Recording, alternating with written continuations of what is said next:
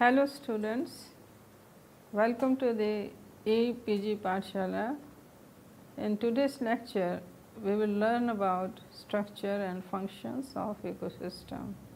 The learning objectives are to understand ecosystem components and structure, the key functional concepts of ecosystems, energy flow and nutrient cycling are linked, food chains and food webs, ecosystem regulation, stability, socio-ecological systems and ecosystem services. As we know that the ecosystem has been a key organizational concept in ecology, the ecosystem concept has provided a conceptual framework for studying structure and for sustainable management of natural resources. Ecosystem concept has proved to be of practical value to understand the complexity of natural systems and ecosystem properties. It is an important theoretical and applied concept for studying global change and human environmental impact. A lake, an island or a watershed are good examples of ecosystems in the context of systems theory of ecosystem analysis. So, ecosystem ecology, we will discuss a brief history. Ecology is a young discipline about 120 years old, whereas ecosystem ecology is 75 years old. Sir Arthur Tansley used the term ecosystem in 1935. Another well-known worker has been Charles Alton. He was a British ecologist, emphasized the trophic dynamics concept in ecology. Alton's high Arctic food web is one of the classic studies. Raymond Lindemann, while working on the Cedar Bog Lake in Minnesota, USA, gave the trophic dynamic concept in 1942. He popularized the idea of the ecosystem as an energy transforming system. Now, we will understand the concept of the ecosystem. In this word ecosystem, we have the system, which is a regularly interacting and interdependent components forming a unified whole ecosystem. An ecosystem thus is an ecological system in which a community and its physical environment form a functional system. Now, we will discuss some of the ecosystem definition. An ecosystem is a basic unit of nature, particularly category of physical systems consisting of organisms and inorganic components in a relatively stable equilibrium, open and are of various sizes and kinds. The definition given by Tansley in 1935. Another important definition has been given by Odum, which states that the structural and functional unit of nature, an ecosystem is the structural and functional unit of nature that includes all the organisms in a given area interacting with the physical environment, so that a flow of energy leads to clearly defined trophic structure, biotic diversity and material cycles. Another definition of ecosystem is a dynamic complex of plant, animal and microorganism communities and their lone living environment interacting as a functional unit, an integral component of which are humans also, according to the United Nations 1992. Now, we will discuss the components of an ecosystem. The ecosystem has two major kinds of components, abiotic and biotic components. The abiotic components are like the climatic factors like solar radiation, temperature, which determine the abiotic condition within which organisms carry out their function. Soil is another abiotic component. It is a medium for the growth of plants, represents a mixture of minerals and organic matter capable of supplying all the essential nutrients and water. So, this figure summarizes the components of an ecosystem. We have abiotic components and abiotic components. The various abiotic components are represented by climatic regime and edaphic factors. The climatic regime refers to the sunlight, the rainfall and temperature. Edaphic factors include soil, minerals and topography.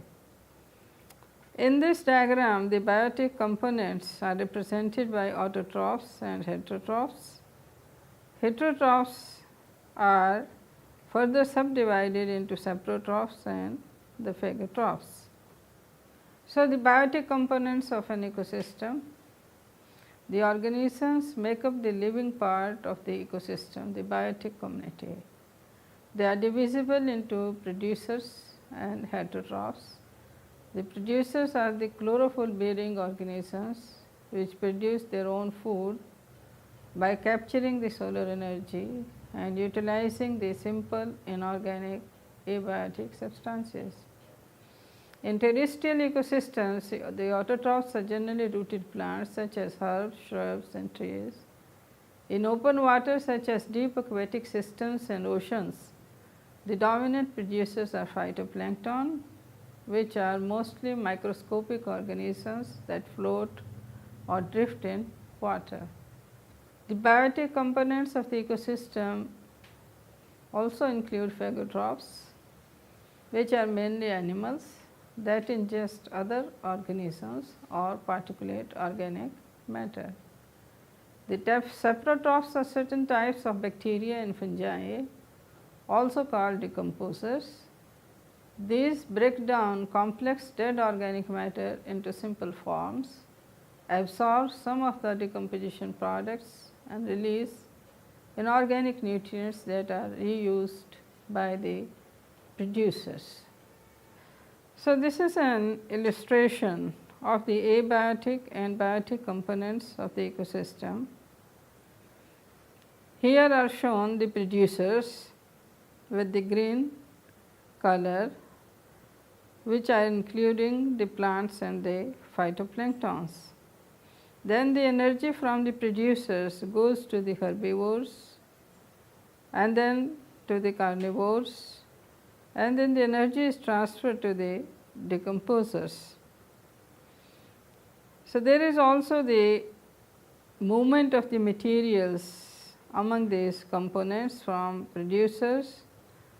The nutrients go to the herbivores and carnivores, then to decomposers, and then they are returned to the soil, water and air.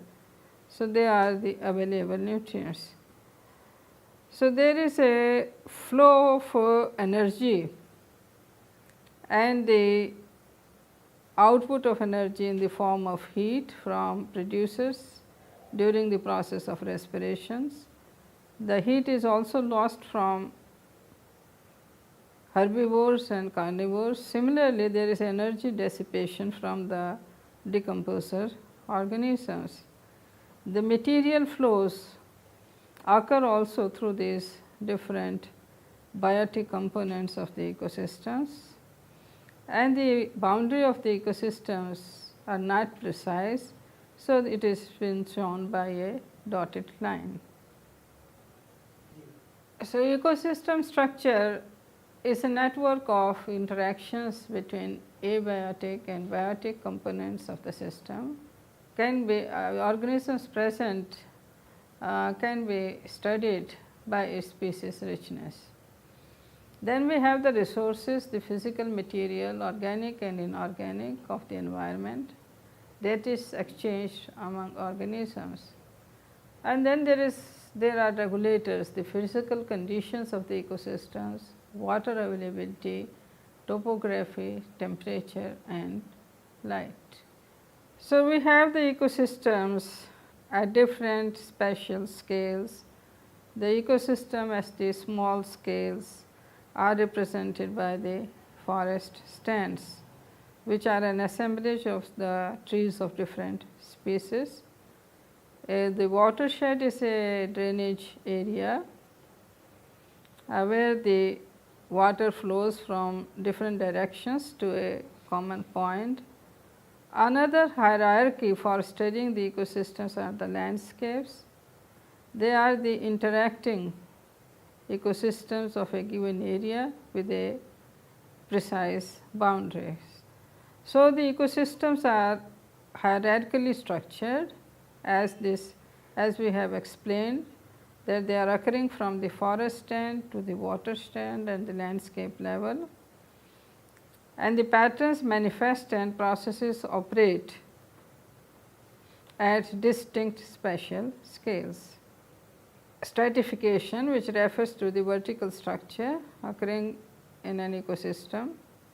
So, this is a profile diagram of a tropical rainforest of the Silent Valley of India. In this stratified ecosystem, we see the plants which are result of different environmental conditions, and they occur in different strata vertically. So, the example of a vertical structure in an ecosystem are the tropical rainforest, where vertical structure consists of different strata of plants. So, the important concept in ecosystem is the ecosystem boundary. In some cases, the boundaries of the ecosystem are reasonably apparent, as in the case of a pond or a lake. The pond or a lake also is associated with the catchment or watershed, from which it receives the inflow of water as well as of a variety of inorganic and organic substances. The lake and its watershed constitute a distinct ecosystem with its well defined boundary. The watershed, the Hoover Brook Forest of the New Hampshire, a watershed that describes an area of a land that contains a common set of streams and rivers that all drain into a single larger body of water. The Hoover Brook ecosystem study pioneered the small watershed technique as a method of studying ecosystem processes. The key ecosystem functional concepts of ecosystem are that thermodynamically open, which exhibit the exchange of matter and energy with their environment. Some key ecosystem functions are energy flow, food chains and food webs, biogeochemical cycling, ecosystem development, ecosystem regulation and stability. So, in this diagram we see the unidirectional flow of energy with the dashed lines from the sun through the biosphere. The cycling of nutrients has been depicted with the solid lines around the circles. So, the unidirectional flow of energy in an ecosystem is a universal characteristics, whereas the cycling of nutrients occurs through different components of the ecosystem. In this schematic diagram, there is a representation of the energy flow and nutrient cycling. Again, it shows the unidirectional flow of energy from the sun to producers, then to herbivores, carnivores and decomposers, and there is a nutrient cycling from the different trophic levels, and ultimately the nutrients are returned to the atmosphere, soil and water for reuse by the producers. This is another way of showing the energy pathway through an ecosystem from a external environment to producers, to herbivores, then to carnivores and the top carnivores. And then the energy transfer from all the trophic levels occurs to the decomposer compartment, and the dissipation of energy is shown by the heat output from different trophic levels. Food chains and food webs. A trophic level is the position occupied by an organism in a food chain. It is a linear arrangement of trophic levels in which the energy flows. We have two types of the food chains: the grazing food chain that starts from the green plants and constitutes the grazing pathway. The green plants, the energy goes to the herbivores, the first order carnivores, second order carnivores. These are the different links shown. And some examples of the grazing food chain are from grass to deer to lion. And another type of the grazing food chain is phytoplanktons eaten by zooplanktons, zooplanktons eaten by fish, and ultimately they are consumed by man. Detritus food chain. In some cases, the principal energy input is not green plants, but dead organic matter. These are called detritus food chain. Examples of detritus food chains includes the forest floor, a salt marsh, the ocean floor in very deep areas. Forest floor food chain could have links as shown in the diagram. They are the dead leaves. From the dead leaves, energy goes to the fungi, to the columbolas, and to the predatory mines. Then we have the food web concept. An ecosystem contains several food chains. Often these are food chains which are interlocking to form a food web. Food web provide useful way to describe the flow of energy through an ecosystems. A food web is complex network of interconnected food chains as shown in this diagram of the Antarctic food web. Food webs are useful in studies at the ecosystem level. Next, we will describe the vertebrate food web for the Bear Islands in Svalbard, Norway, in the high Arctic region. So, in this food chain, the base is formed by the plants which are lichens, the vascular plants, and mosses. These plants are eaten by the reindeer, and there is also the interconnection of this food chain with the invertebrate food web. So, this food web has actually been studied in the Arctic regions of the Svalbard. Nutrients move through the ecosystem in biogeochemical cycles.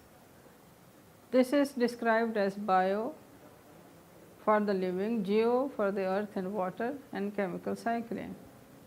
The biogeochemical cycles are of two types, gaseous and sedimentary types. In the gaseous cycles such as nitrogen and carbon, the reservoir is in the atmosphere or hydrosphere. In sedimentary types, for example, phosphorus cycle, the reservoir is in the lithosphere. Now, we will show the movement of nutrients through an ecosystem. So, in this diagram, we are illustrating the nutrient cycling in an ecosystem. The nutrients first are taken up by the autotrophs, and they are bound in the organic matter and move along the food chain to heterotrophic level, and ultimately from all trophic levels within the detritus to the decomposer food chains. The decomposers break down the complex organic compounds and release the nutrients into the soil, from where they are again taken up by plants. So, this is a nitrogen cycling in an agroforestry system where the pool is in the soil. There is a nitrogen stock in the below ground parts of the plants and in above ground parts of the plants, and there is a nutrient movement from the roots of the plants to the above ground plant parts. From the tree layer, the nutrients are returned in later fall to the soil. Similarly, from the herb layer, the nutrients are moved to the soil. This dead organic matter in the soil is decomposed, which breaks down the complex organic compounds to release free the nutrients into the soil, which are again taken up by the plants. Maybe there is some repetition, you can do it, I think. Another important concept related to ecosystem is ecosystem development. It originates from the Latin word, the succeeded, to follow after. It is an orderly process of community development that is directional and predictable, results from the modification of physical environment by the community. Succession is community controlled even though the physical environment determines the patterns, the rate of change and limits. Succession culminates in a stabilized ecosystem in which biomass and symbiotic functions between organisms are maintained per unit of available energy flow. So, this definition has been given by E. P. Odum in 1969 in a paper published in Science. Now, we will discuss ecosystem regulation and stability. Ecosystem is an open system with built-in homeostatic mechanisms. The ecosystem is an open system as well as a cybernetic system. An open system is a system because the requirements of an outside input in the form of solar radiation and output to the environment, that is heat, for continued operation of the system. A cybernetic system, the open systems when some of the output information may be fed back as input to control the functioning is called cybernetic system. A specialized kind of system response is called feedback. Now, we show that what we mean by an open system. There is a representation of the system, a collection of parts and events that make a whole. So, this system accepts the input of energy and gives out the output of energy. So, this is a representation of the open system. When we say an ecosystem is a cybernetic system, when some output of energy is being fed back to receive further inputs, and this occurs through the negative feedback loop. It is a special kind of the system's response. There is a negative feedback loop. So, the ecosystem is a cybernetic system in the second part of this figure, where the output is used for accepting the further inputs for making the system to work. It occurs through the negative feedback loop in the system. So, now we will discuss resilience and resistance stability in ecosystem. An ecosystem stability has two components, the resistance and resilience. The resistance stability is the degree of deviation from normal operating range of the ecosystem function. The resilience stability is the time required for recovery of the normal processes from a disturbance. The resilience is the rapidity and ease with which a system returns to original equilibrium state following perturbation. It is the time needed for the system to return to its pre-disturbance state. So, now what are ecosystem processes? There are the fluxes involving biotic components and include photosynthesis, which results in primary productivity, the decomposition of dead organic matter by soil microbes, the consumption of living parts, plants or plant parts by herbivores, and the consumption of herbivores by carnivores is carnivory. Photosynthesis and chemosynthesis, respiration, decomposition, herbivory and carnivory. In the process of photosynthesis, it is the conversion of light energy into chemical energy. With the use of inorganic compounds, it results in the formation of the complex compounds. In the photosynthesis, we have the C4 photosynthetic pathway. About 80% of vascular plant species fix carbon by C3 pathway. The C4 photosynthetic pathway, about 3% of the global flora, they carry out the photosynthesis by using the C4 pathway. Then another pathway is the chem photosynthesis. About 10% of the earth's flora, they carry out photosynthesis through chem. In this diagram, there is a representation of the process of decomposition, which is mediated by heterotrophs. The heterotrophs, they are converting the complex organic compounds to simple inorganic compounds with the release of heat to the atmosphere. An accepted pathway of decomposition we can describe as development of philoplane microflora, colonization by saprotrophic microorganisms, combination and ingestion by invertebrates, microbial colonization and utilization of comminuted litter, formation of stable organic mineral complexes. Herbivory is an ecological process. It is a key ecosystem process that reduces biomass and density of plants or plant materials, transfers mass and nutrients to the soil or water column, and affects habitat and resource conditions or other organisms. Herbivory refers to the ingestion of living plants or plant parts by heterotrophs. The herbivory in different type of the ecosystems is shown in this table. In the desert scrub, the herbivory ranges 2 to 3%. In the forest, herbivory is 4 to 7%. In temperate grasslands, it is 10 to 15%. The herbivory in different type of ecosystems has been reported by Singh et al. In 2015. Carnivory refers to the ingestion of herbivores and other heterotrophs by animals. In this diagram, we have shown a whale, which is the largest animal. It is a carnivore. It feeds by taking the huge gulps of water and then filtering out tiny shrimp-like creatures called krill. Another example of carnivore is the biggest land-based predator in the world is polar bear, which feeds mainly on the ringed seals. Polar bears are the top predators in the Arctic marine ecosystems.